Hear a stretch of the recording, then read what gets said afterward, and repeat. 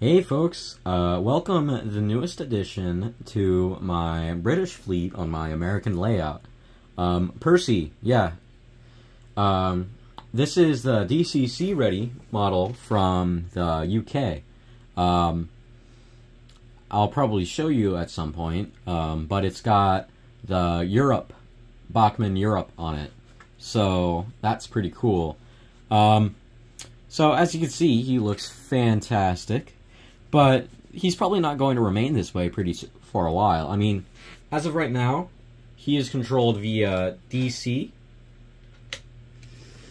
And so I'm using a DC controller to control him, which is fine for now. But I can have a decoder put in him as soon as I get my grubby little hands on a decoder. Planning on getting my hands on a NEC decoder at some point and putting that in him. But I had this really funny idea of, give me one second, putting this behind him. It's a Walther's mainline Bethgon hopper, and what I can do is take out the load, and I'll have an empty Bethgon. And what I can do with that is that I can have this little guy. I hate hook and loops so much, but what I can do is this.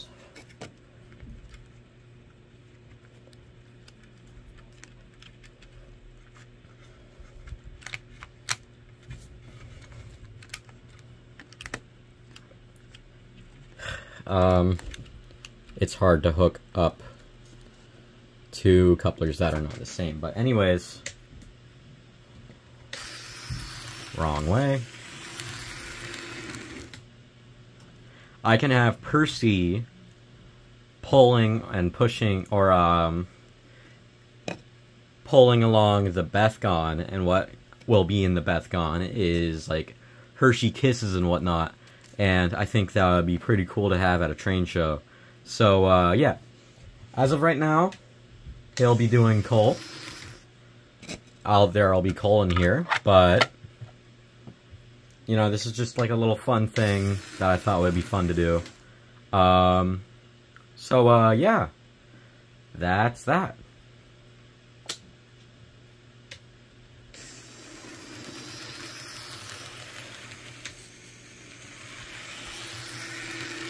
I'm honestly surprised this is working as well as it is, because he still has a hook and loop coupler behind him. But like, and this is literally just the hook shoved in the knuckle, but yeah, no, it works just fine. I don't have to do anything to him. What I'm probably going to end up doing is doing a face swap, and I tracked down some faces off of Shapeways, but I'm probably going to end up doing a face swap, and I'll probably end up weathering him at some point, making him look a lot more show accurate, because I really like Season 1 Percy, or like Season 4 Percy. More of Season 4. But yeah. So yeah, that's what's been going on the layout recently, and give me one second. I'll show you this real quick. I put all of my controllers and whatnot right here on the side of the layout. So one thing that's been added is dual functionality. So I can run DCC and DCC and DC at the same time, or on the same track, just at different times. All I gotta do is flip this switch, and yeah. By the way, the switch is incredibly hard to flick. Like, to get it into neutral is pretty easy, but like, to get it into an actual position, really hard. But yeah, everything works just fine. Yeah. So, yeah, this little guy is going to have DCC in him pretty soon. And he's going to be pulling around some Hershey Kisses or whatnot at the next train show, hopefully.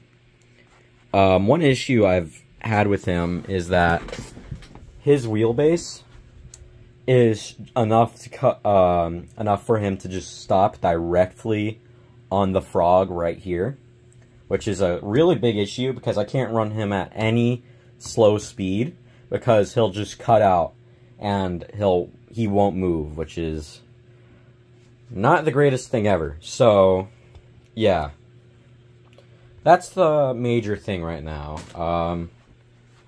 But he can make a full loop around the layout. There's a big issue with the layout right now is that I redid the corner, and what happened is that one, nothing really changed. It still derails things. Two, I went from being able to run 3-axle engines in one direction to only being, or 3-axle and 2-axle in one direction, to only 4-axle engines in that direction. I am so bad at speaking today. So now only the GP30 can make, and the F7 can make it around that curve without derailing. The SD9 just derails, and this just derails, which sucks because that works just fine. This also derails, which sucks because I just redid the cab on it. So that, and I also painted it up and made it look better. This thing's fine. It's the Manor class can actually make it around just fine. Another thing is that I separated this, so now I can operate this separately from everything else. And I just realized that the Hudson is also on this line, so it's not really advised to be doing that, because the Hudson draws a lot of amperage, or it has to draw a lot of amperage for it to move. So, yeah. Like, it doesn't like this controller at all, because the controller isn't giving it enough. So, yeah. My little Ketten cement thing right here has been getting a lot of attention recently, because it's my only piece of British rolling stock that can go behind Percy.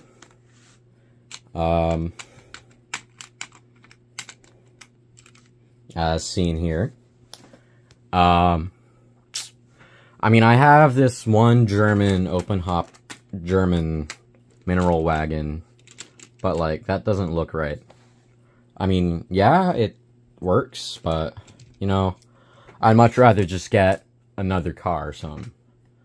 Oh, one big thing is that I put KDs on my 2 British engines, not counting Percy. So, the Manor class now has KDs on it, and the Johnson 3F now has a KD on it as well. So, they can pull American stock. I do have a few clips of that, but yep. So yeah, layout's been in kind of a stalemate recently because, well, actually, no, not really. I mean, this got added, so that's one thing. That curve got redone, though. What the? I'm sorry, a ladybug just landed on me, on my face.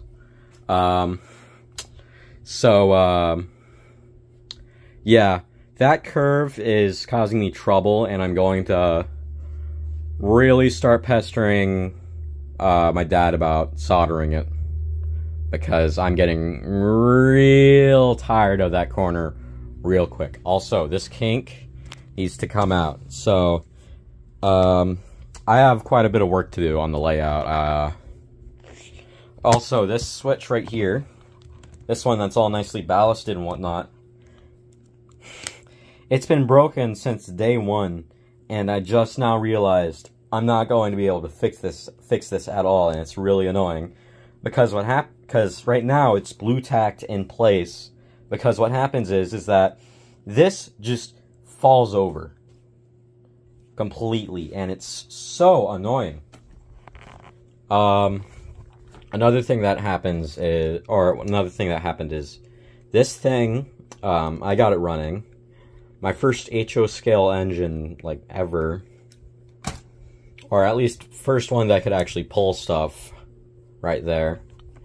Yeah, anyways. That's about it, really. As soon as I, touch up the Manor class's wheels, because you can see here and there that there's paint chipping off of them, because go figure, that's just the depressing fact of having nice painted wheels. So as soon as I get that done, I'll probably start doing some videos, but I want to get all the track redone. I mean, I want to clean that up. I want to redo this big curve right here. This isn't even a complete circle now, because I cannibalized a piece of the track that was there. You can see where I took it out, and I used it for the outer curve. But yeah, I also moved this up, so there's no little piece of track right in between, so that cuts out the middleman quite literally, and it allows my SD9 to cross over pretty easily. So yeah, there's probably going to be a spur here with a switch probably going behind here. I'm kind of gaining a sense of what I want this layout to be. So what's going to be is that this is going to be countryside right here. That's going to cut off, and we're going to transition from dirt road to a paved road, and then we're going to transfer into industry and like a city-ish kind of thing over here. I think it's going to look a lot pretty cool. Also, I'll probably be doing a thing where we'll have a setup like this, except the DCC controller will go forward, and I'll have my MRC, my Model Rectifier Corporation controller put in over here, and we'll have another switch for the inner loop, one of these double throw, double pull switches. So anyways, double functionality will be added to the inner loop at some point in time. Double functionality is already on the outer loop. I've actually been finding myself using DC a lot recently, because I'm kind of nostalgic for that. I mean, who doesn't like being able to run their older engines every once in a while? Anyways, so yeah, that's been about it, really. I mean, you already know that the Hudson works. I painted it up a bit. I mean, it's got some nice lining on it, and it's got white walls. Yeah, that's about it. Anyways, Percy's going to be modified. That's going to be redone.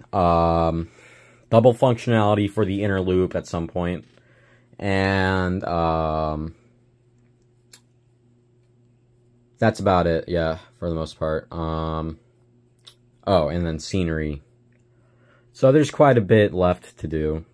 Like, a whole lot. And, like, I'm still not even sure what I'm going to put over there, because, like, I know I'm going to have, like, some spur over there, probably off the back there, and I'll have a switch machine hooked up to it. So I'll be able to flick the switch, and I'll be able to... Yeah, I got plans for some pretty big ones. layout's in a bad state right now. I mean, really, I'm only able to use that to that. Basically, the entire curve back there is completely unusable because of the state it's in right now. So as soon as I'm able to make that all flex track and have like no issues, I'm going to start scenicking over there. I mean, not even this was perfect when I started putting stuff down, but now it is probably the most reliable part of the layout. I mean, I'll have times where I'm literally just running on what I have ballasted and scenic, because all that stuff and all the glue that's on this holds everything down and stops any movement. So this is probably the most reliable part of the layout, which is really nice. I just got to keep it clean, and that's about it. Anyways, I've been talking for 15 minutes now, so I'm gonna shut this off. Anyways, bye-bye.